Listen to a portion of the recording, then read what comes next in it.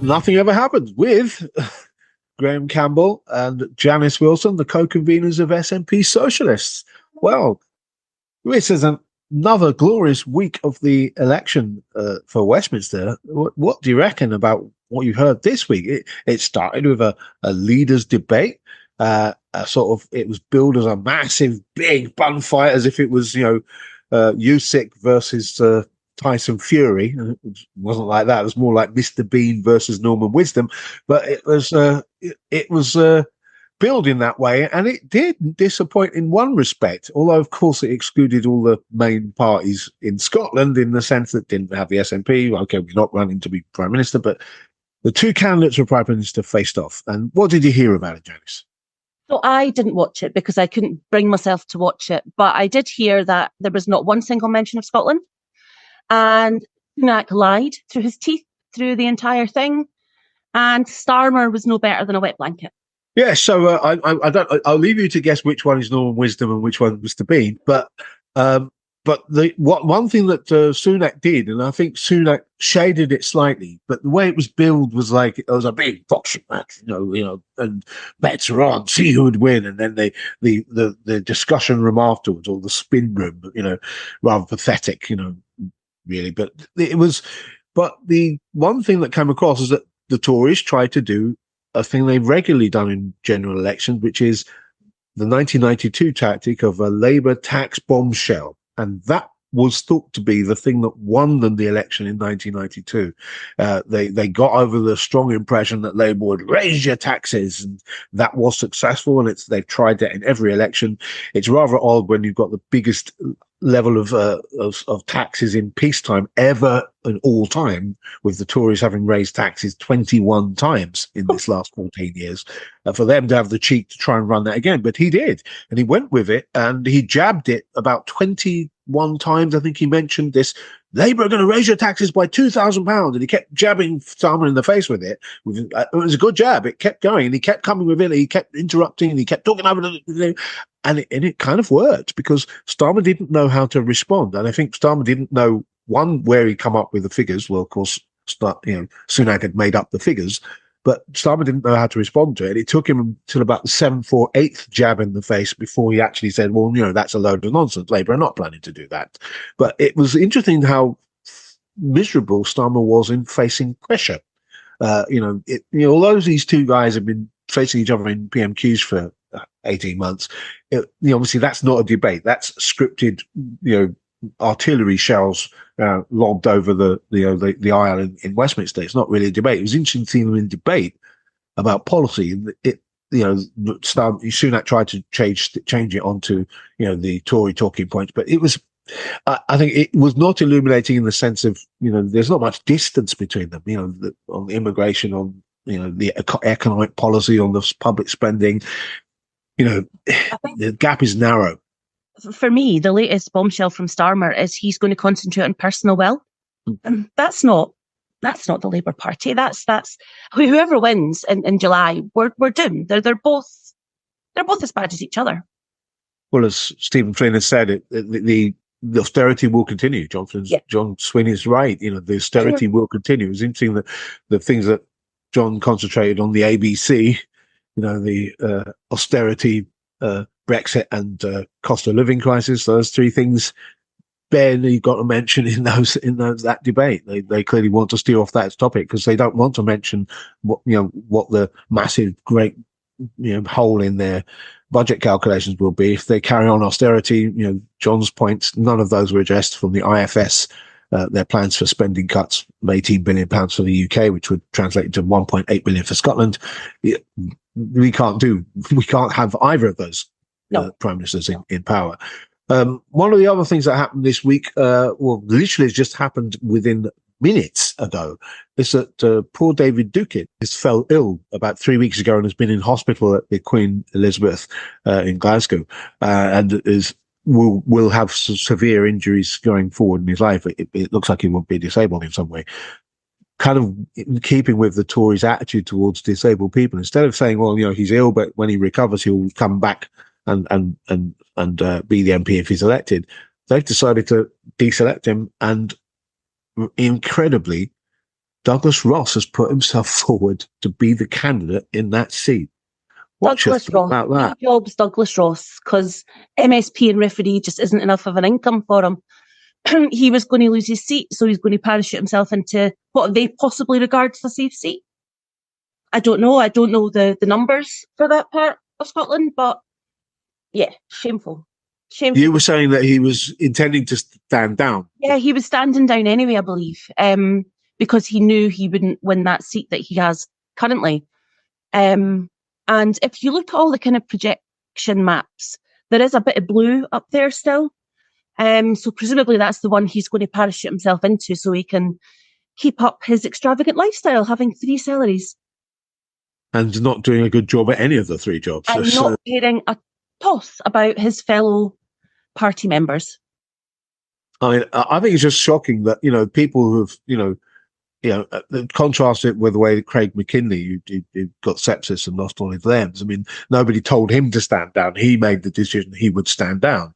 And I think if he had stood, he would have been accepted as a candidate. So even English Tories are nowhere near as horrible as this Scottish Tory leader. But that's the same for the Labour Party. The ones up here just seem to have a certain, kind of je ne sais quoi that just makes them slightly more on edge than the ones down south. I'm trying to be very polite here. If you thought it could get any lower than that, then it kind of has, because I think that's just appalling. I think the man should have been supported, much as I don't want him to get elected, but he should have been allowed to stand. Of course, absolutely. Yeah.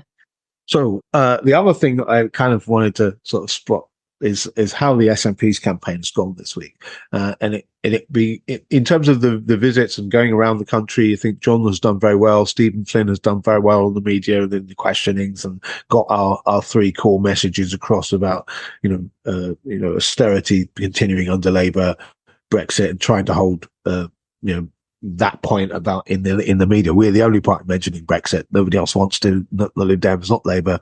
The elephant in the room. Certainly not reform. Well, of course, one of the things, of course, is that Nigel Farage is back. Like a gift that keeps on giving. Racism is back. Centro race, nationalist, in the British nationalist sense, is back into the election campaign. And of course, the Tories and Fiat. It's as if it never went away, Yeah. I mean, the guy's a grifter. He's an absolute grifter, an opportunist.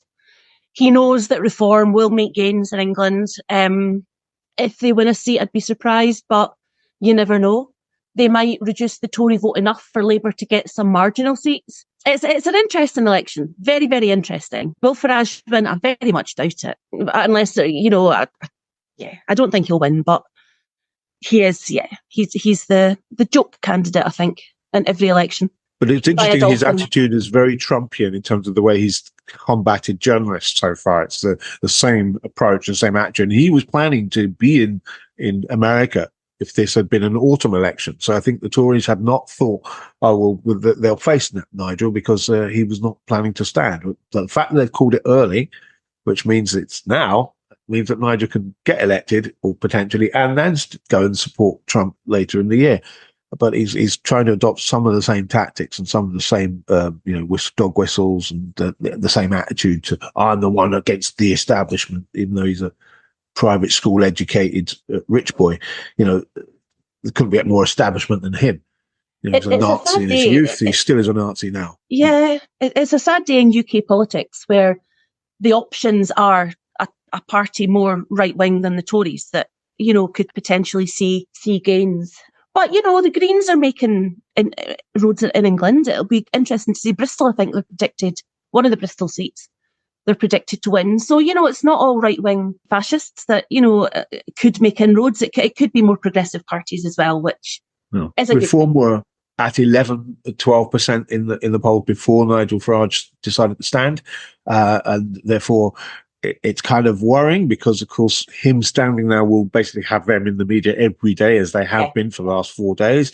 So the BBC is going to do their very best to help them, which, of course, will take Tory seats away. But the chances are, of course, Strate's strategy is very clear. It's the reform strategy that the Canadian Reform Party had, which is basically eclipse the Conservative Party from the right and eventually take over which is what happened in Canada. The Reform basically took over the Conservatives, reduced them to nil, and then became the Conservatives that we currently have in Canada, with more racist and more nationalistic politics. And I think that's Farage's tactic, it's his aim, and it's probably going to work, because the Tories are looking at getting less than 100 seats, which will be their worst result ever and the biggest Labour majority ever.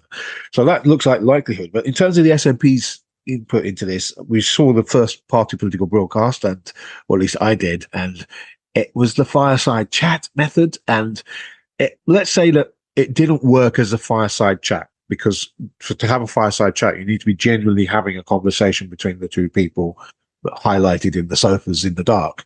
And I'm afraid it came across as a little bit stilted, let's say. Well, you know, I haven't seen it. I will look out for it. I've had other things on my mind, but as far as I can see from the stills that I've seen from it, that it's targeting a certain demographic, perhaps not mine, but that's okay. You know. Yeah. It did concentrate on the core messages, so they did get those across. But of course, it's Kate Forbes' first feature. It sort of launched Kate Forbes into the campaign. So it was strictly on message, so that's okay. But I just think it wasn't a very exciting or very imaginative broadcast. No. That will persuade anybody. So, you know, let's hope that the next one will be a bit more imaginative and interesting. Well, we should do it, Graham. Yeah. You're responsible for the next one. Having a genuine conversation thing, we can do that. We put the lights out, you know, get sofas, candles, you know. Yeah. Nice smelly stuff. Yeah. We give them some advice of that media centre at HQ. Yeah. Well, speaking of which, John's coming to my constituency tomorrow, so I'm looking forward to meeting him and hanging around in gritty Springburn, as one journalist called it the other day.